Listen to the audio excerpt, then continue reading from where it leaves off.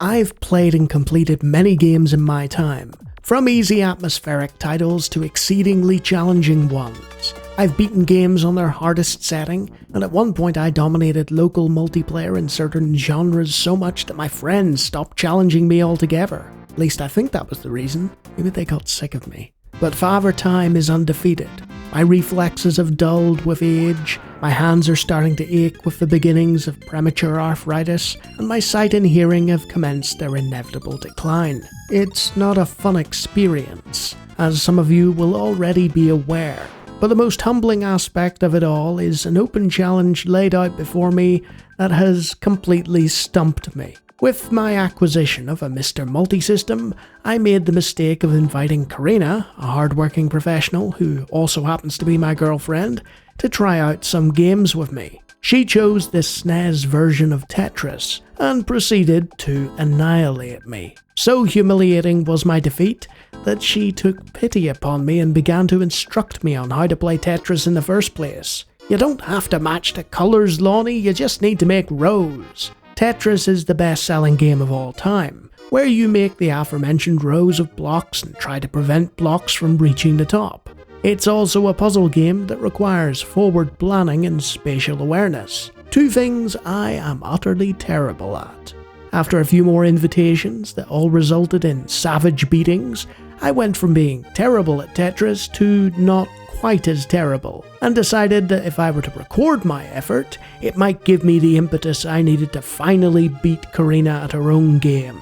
You're watching the footage now, recorded using a dodgy Chinese video pass-through device. We started off fairly even, with Croina marginally ahead on lines, but our respective stacks looking much the same. She was clearly tired from her workday and often took a few rounds before building up a head of steam. Instead of me capitalizing on this, she managed to pull away into the 20s, and I had no answer, with the round ending 17-28. Determined not to have a complete whitewash, I settled for a war of attrition as she struggled with the next round. I didn't need 20 or 30 lines to win, I just needed to outlast her efforts. My performance was much the same, 18 lines this time, but she faltered with a mere 13. The third round was a nervy affair, and Croina was just starting to pull away when the pass-through device stopped working.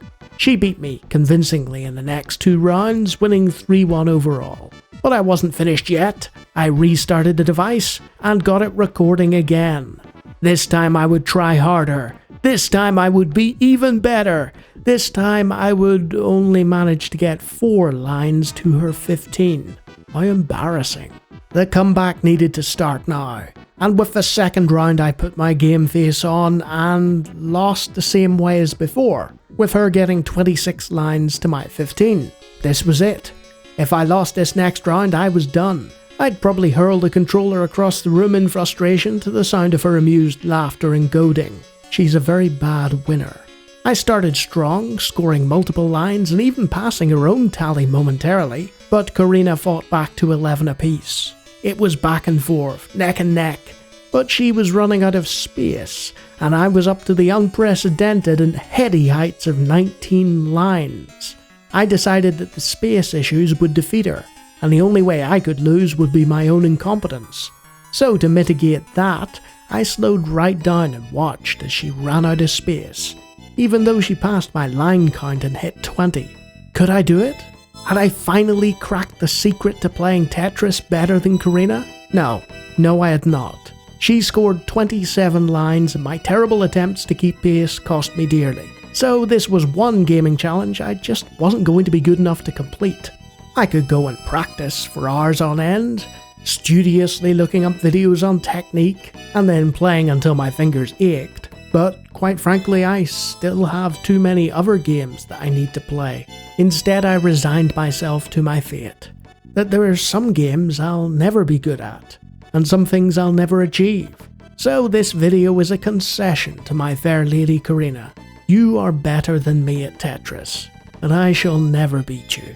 After this, I wandered into her office unannounced, recording, and talked to her about it.